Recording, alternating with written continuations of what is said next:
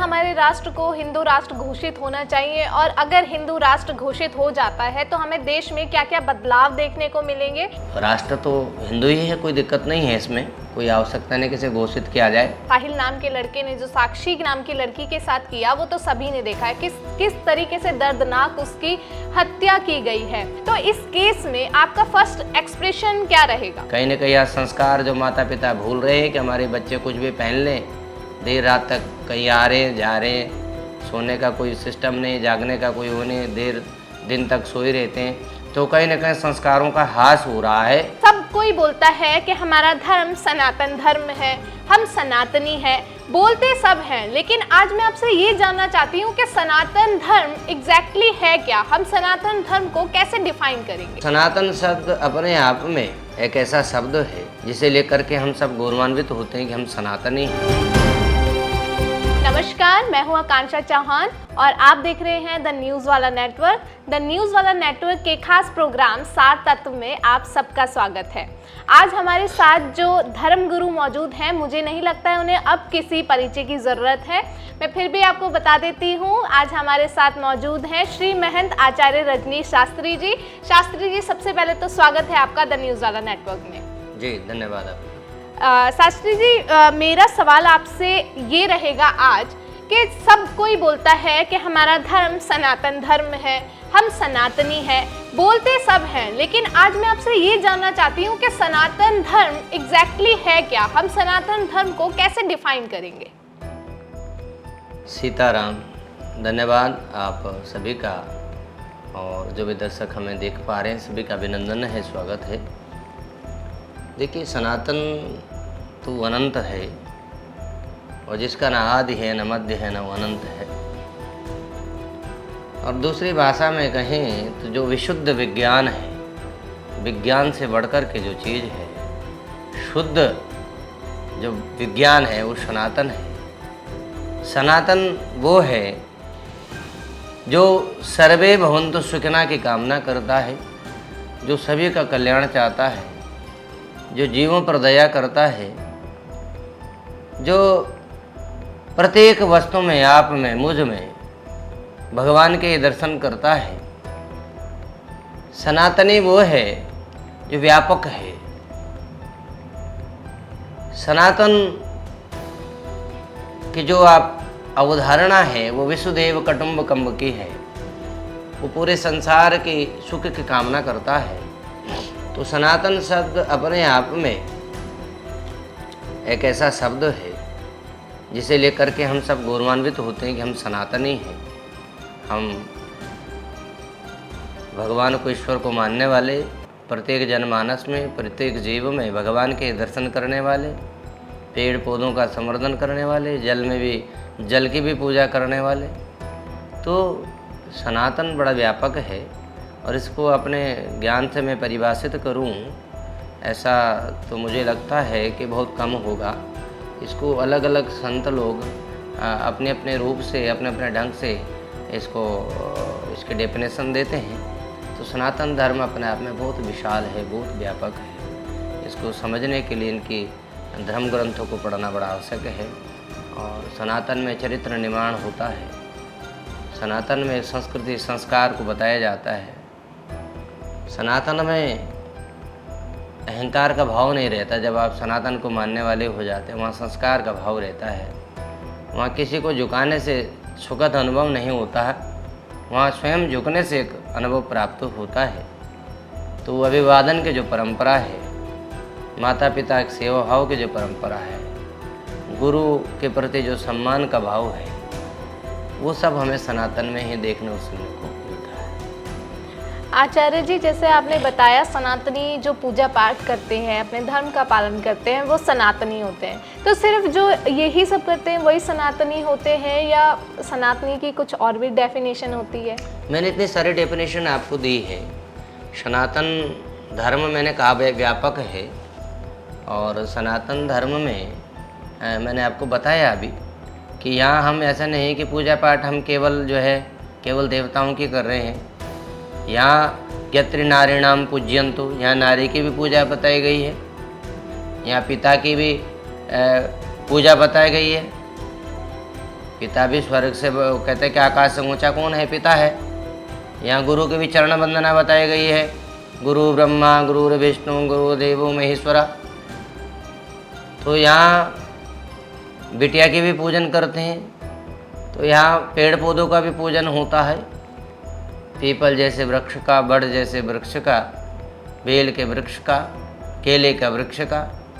तो सनातन संस्कृति ऋषि मुनि की महान धरोहर है, जिसमें हम प्रत्येक पेड़ पौधों से लेके जल पूजा का एक विधान होता है, विवाह के उपरांत जल पूजन का, कुआं पूजन का एक विधान होता है। तो यहाँ चाहे वो पशुओं का हो, चाहे पेड़ पौधों का हो, चाहे जल का हो, प्रत्येक वस्तुओं का संवर्धन होता है, संरक्षण दिया जाता है, सम्मान का भाव दिया जाता है, आदर का भाव दिया जाता है। यहाँ परंपराएं सिखाई जाती हैं, यहाँ संस्कार दिए जाते हैं, यहाँ सबके सुख की कामना की जाती है, यहाँ विश्व कल्याण की प्रार्थना की जाती है। ऐसा केवल सनातन में ये संभव है, अन्य किसी धर्म में पूरे विश्व के अंदर नहीं है। गुरुजी, जैसे अभी आपने बताया कि हमारे धर्म में बेटियों की और महिलाओं की पूजा की जाती है, लेकिन अभी जो दिल्ली में हुआ, साहिल नाम के लड़के ने जो साक्षी नाम की लड़की के साथ किया, वो तो सभी ने देखा है किस तरीके से दर्दनाक उसकी हत्या की गई है। तो इसी विषय पे जो बाबा बागेश्वर हैं धीरेन्द्र शास्त्री जी, उनका एक बयान आया था कि जिन लोगों ने ये वीडियो देख के जिनका खून नहीं खौला, वो हिंदू मेरे लिए मर गया। तो इस केस में आपका फर्स्ट एक्सप्रेशन क्या रहेगा? देखिए, बहुत ही दुखद है इस तरह की घटनाएं देश के अंदर होने, और निश्चित रूप से सनातन संस्कृति में, संस्कार में ऐसा ज्ञान नहीं दिया जाता है। फिर भी दुष्टों की संख्या शुरू से रही है, चाहे वो सतयुग रहा हो, चाहे द्वापर रहा हो, चाहे त्रेता रहा हो, दुष्ट ते प्रारंभ काल से रहे हैं। और मैं समझता हूँ कि निश्चित रूप से ऐसा कहीं देखने को मिलता है, जब हम जो है अपनी आँखों पर पट्टी बांध लेते हैं। तो हमें जागरूक रहना चाहिए, और समूह में रह कर के यदि विरोध होता है तो निश्चित रूप से पाप करने वाले का जो साहस है वो कम होता है, और वह उस दुराग्रह से, वो पापग्रह से बचने का प्रयास करता है। तो कहीं ना कहीं दिल्ली की संस्कृति ऐसी हो गई है चारों तरफ से कि वहाँ जो हमारी मानवता है, जो संवेदनाएं हैं, कहीं ना कहीं वो गायब हो गई हैं। और हमारे सनातन संस्कृति में यह सिखाया नहीं जाता। हमारे यहाँ तो रामचरितमानस के अंदर भी है, कहा गया कि सठ संग बिने कुटिल सन प्रीति, सहज कृपन सन सुंदर नीति, ममता रत सन ज्ञान कहानी। तो ये हमारे यहाँ बताया गया कि सठ व्यक्ति के साथ तो कभी विनय तो रखना ही नहीं चाहिए, सठ व्यक्ति को सठता से ही जवाब देना चाहिए। एक दुष्ट व्यक्ति के सामने यदि हम विनय करें, प्रार्थना करें, तो मुझे नहीं लगता वो सार्थक होता है। तो उसे भी उसी भाषा में जवाब देना बड़ा आवश्यक है। कई बार हमारे मौन को, हमारी ईमानदारी को, हमारी चरित्रता को जो दूसरा व्यक्ति है वह उसे हमारा कमजोरी मान लेता है। इसीलिए भगवान राम को जब समुद्र ने रास्ता नहीं दिया था तो क्या कहा गया था? बिने न मानत जलद जड़ गए 3 दिन बीती, बोले राम सकोप तब भय बिन होते न प्रीति। कठिन कानून बनाने की आवश्यकता है और एक उदाहरण देने की आवश्यकता है, ताकि इस तरह के दुष्ट वृत्ति के लोग भविष्य में ऐसे हमारी बेटियों के साथ न कर पाएँ। और हमें अपने लड़कियों को, अपनी बेटियाओं को भी ये जागृति देनी होगी। कहीं न कहीं यह संस्कार जो माता पिता भूल रहे हैं कि हमारे बच्चे कुछ भी पहन लें, देर रात तक कहीं आ रहे हैं, जा रहे हैं, सोने का कोई सिस्टम नहीं, जागने का कोई वो नहीं, देर दिन तक सोए रहते हैं, तो कहीं न कहीं संस्कारों का ह्रास हो रहा है। तो ये संस्कार मिट रहे हैं। धर्म के माध्यम से मैं यही आह्वान सभी अपने सनातनियों का करना चाहूँगा कि ये जो संस्कार है जीवित रखें, बच्चों के अंदर जरूर धर्म का ज्ञान भी अवश्य दें, ताकि इस तरह की संगति में, क्योंकि अगर संगति नहीं होगी इस तरह की, जित संगो जितासनो जितेंद्रिय, ये संगति को हम तब नहीं जीत सकते जब तक हम सनातन की मान्यताओं को फॉलो नहीं करते। इसलिए आवश्यकता है उन पर अडिगता के साथ चलना पड़ेगा, धर्मज्ञ होना पड़ेगा, तब इस तरह की व्यवस्था इस समाज में नहीं आएगी। गुरुजी, क्या हमारे राष्ट्र को हिंदू राष्ट्र घोषित होना चाहिए? और अगर हिंदू राष्ट्र घोषित हो जाता है तो हमें देश में क्या क्या बदलाव देखने को मिलेंगे और हिंदू राष्ट्र होने से क्या हमारे देश में नया होने वाला है? देखिए, राष्ट्र तो हिंदू ही है, कोई दिक्कत नहीं है इसमें। वैसे कोई आवश्यकता नहीं कि इसे घोषित किया जाए, और इतना सरल भी नहीं है कि इसको घोषित किया जाए। देखिए, मैं समझता हूँ चाहे हम सब लोग हैं या अन्य मज़हब के लोग भी भारतवर्ष में निवास करते हैं, लेकिन जो सुविधाएं हम सब लोगों के लिए हैं, चाहे हम सब सनातनियों के लिए हों, चाहे दूसरे मज़हब के जो भी लोग हैं उनके लिए हैं, जितनी सरलता के साथ हमारी प्रार्थनाओं को, हमारी आराधनाओं को यहाँ पर करने की आज़ादी है, स्वतंत्रता है, रहने की है, तो मुझे लगता है यहाँ केवल कुछ कानूनों के साथ कुछ बदलाव की आवश्यकता है, कुछ भ्रष्टाचार रोकने की आवश्यकता है। बड़े संकल्प शक्ति के साथ हमें कोशिश करना चाहिए। किसी भी धर्म मजहब में ऐसा नहीं है कि बैर नहीं है, आपस में नहीं है। केवल हम हिंदू लोग हैं, हम हिंदू में भी, सब में भी जातिवाद है, दूसरे मजहब में भी इस तरह की बातें हैं। तो ऐसा नहीं है कि हम सब लोग एक हैं, ऐसा भी नहीं है। और ऐसा नहीं कि वो सब लोग भी एक हैं, उनके खुद के अपने मज़हब में भी इतने जातिवाद रहता है। हमारे यहाँ भी रहता है, कोई कहता हम क्षत्रिय हैं, कोई कह रहा है कि हम जाट हैं, कोई कह रहा है कि हम ब्राह्मण हैं। तो ये सारी वृत्तियाँ समाज में व्याप्त हैं, और भारत देश के अंदर विशेषता या जातिवाद हो, चाहे इस तरह की चीज़ें, कहीं ना कहीं यह अच्छा संकेत नहीं है। हमें सबको इन सब चीज़ों से ऊपर उठ करके और ऐसा अनगल बयानबाजी से बचना चाहिए, एक दूसरे के भावनाओं को सम्मान करना चाहिए।